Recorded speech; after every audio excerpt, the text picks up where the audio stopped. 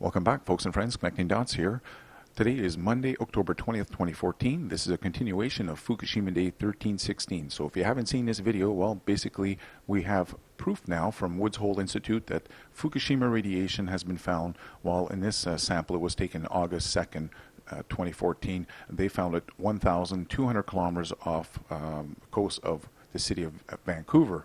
Now, I live on Vancouver Island, so it's somewhere off my coastline that this water was found, this radioactive water. Now, what's sad about it is anyone that knows the ocean currents, that water that was out there on August 2nd has most definitely moved in along the coastline, and we see the news here coming out again here trying to downplay the whole situation. And I got to mention this, and this story here is October 18th, and I have to touch on this because this is very important, folks. Many of you are catching on to this, and I'm going to continue in here, continue pointing out evidence to show you that we've been psyoped in the nuclear movement.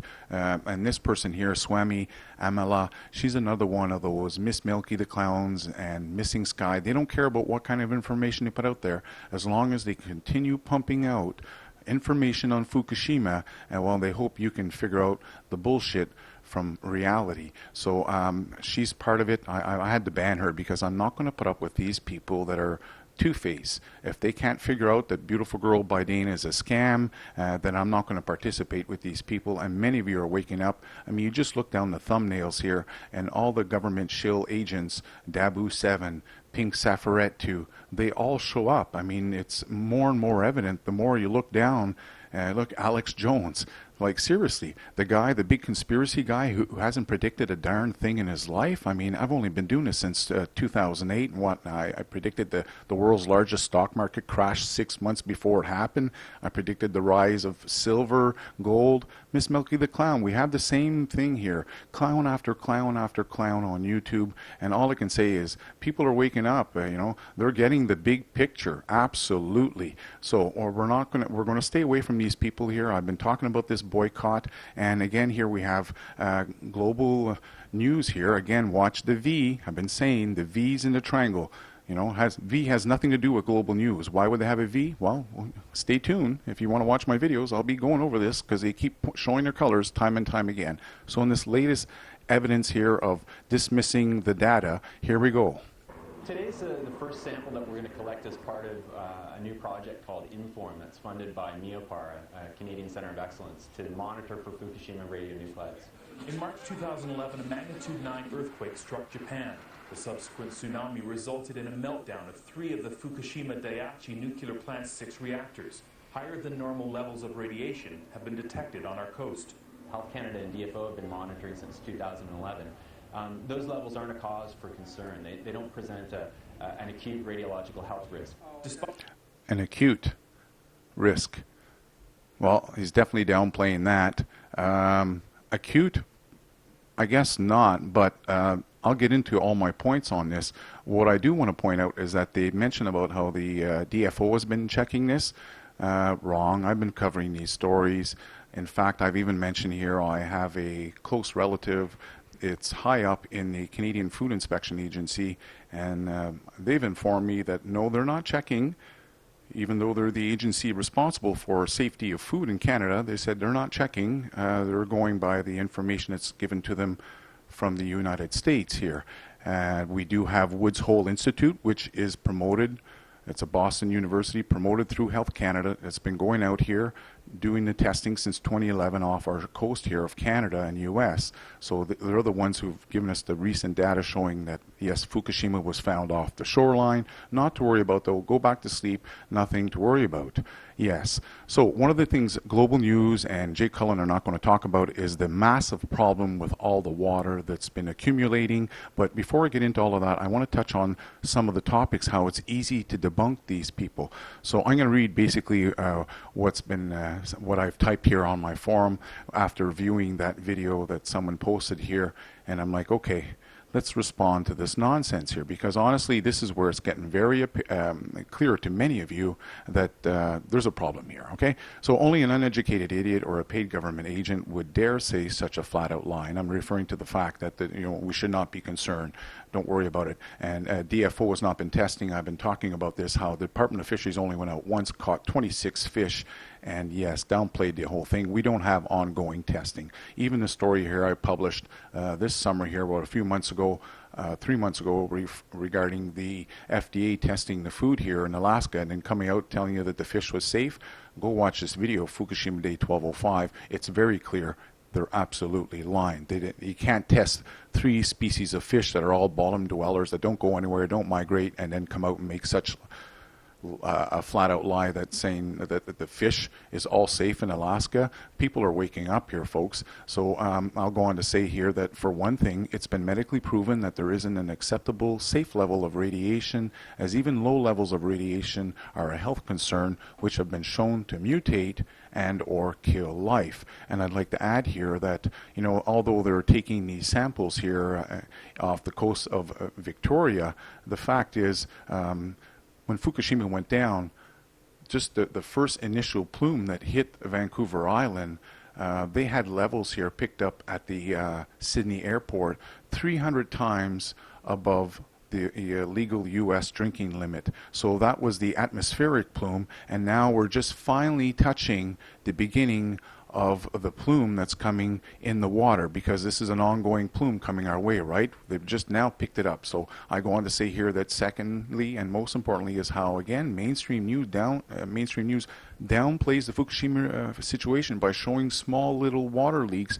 within the reactor plants, while speaking of how Fukushima is still leaking water, when in reality they should be saying how there's anywhere between 400 to 1,000 tons of highly radioactive water reaching the Pacific Ocean every day. And seeing again, seeing the beginning of the first plume arrive is concerning, as more ongoing contamination is on its way to our coastline for the next 35 to 45 years, according to TEPCO's own admission. This is what I've talked about here. Back around Fukushima Day 1046, we had I think it was the Swiss embassy in Japan had released this information here, showing how even the temporary storage tanks were leaking radiation, and because of this underwater stream that's running below the plant, that on top of the water that they're leaking in, it's becoming highly radioactive, leaking into the basement, coming in contact with this water. There's also the tanks themselves that were leaking highly radioactive water with this strontium-90.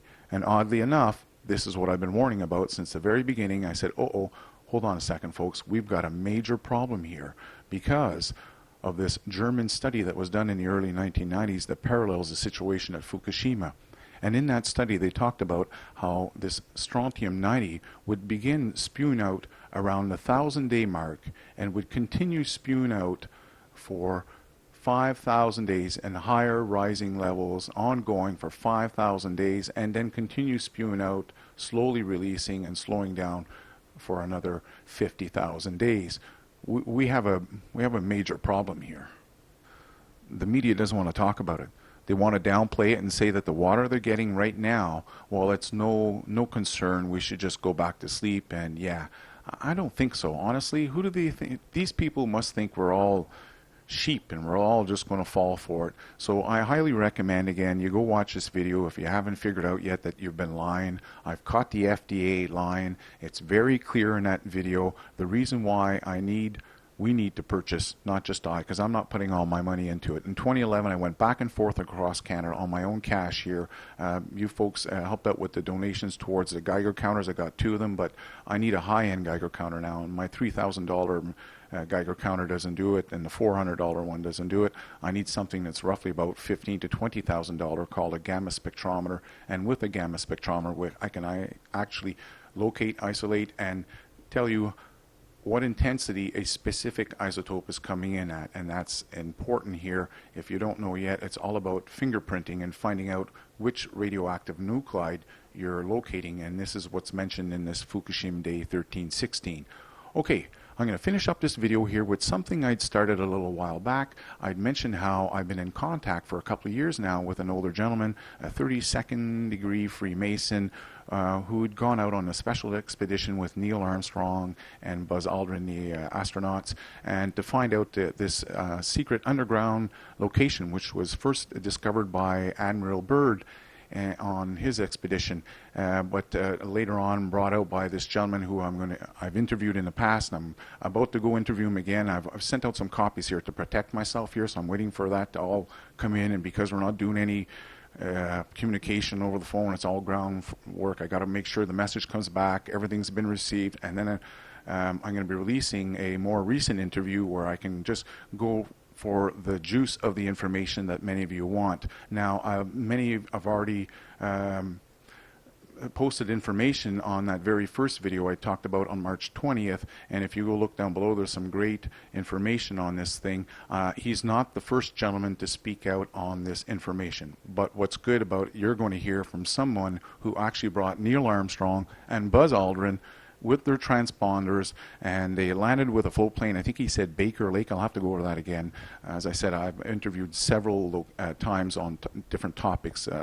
I'm heavy into conspiracies, and this gentleman's very old, very high up in the Freemasons, and he doesn't mind spilling the beans. So basically, if you want to stay tuned on what's going on, I'll be re-interviewing him another time with more specific questions, and that way there I can cut down about 5 hours of interview down to hopefully 3 or 4 15-minute videos, and that'll help you folks figure out what's going on, and it's going to be a big wake-up call. I mean, they have secret power here that they've been hiding from people, emanating from pyramids. And oddly enough, I'm listening to a pyramid documentary last night, and they're talking about one of the pyramids where they found that they're all over the world, by the way, and one of these pyramids, and I'm not talking about the ones that produce energy, which is the one I'll be talking about in this interview with this gentleman. He says he's been told by Buzz Aldrin or Neil Armstrong, or probably both, that it produces enough power to light up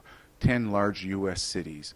So, and this mirrors what other people from the U.S. Army have retired now, and their grandsons and sons have spilled the beans on. So basically, in this documentary I was watching last night on pyramids from all around the world, it was talking about this world rock that they found in some pyramid somewhere, and oddly enough, where there's water coming out, and the water has been tested for high levels of something, I can't remember the specific name now, but one of the other things that came in high was high levels of colloidal gold and colloidal silver. I'm like, wow, what a coinkydink.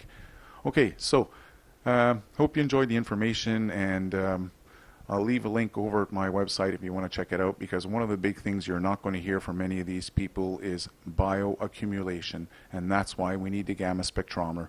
You'll keep hearing from the news, I guarantee it, time and time again, as this continues on, how they've found low levels in the water, nothing to be concerned about. The fact is, obviously, Jay Cullen and company don't understand that all of the marine life is going to it's going to be bioaccumulating all the radiation. It lives in there.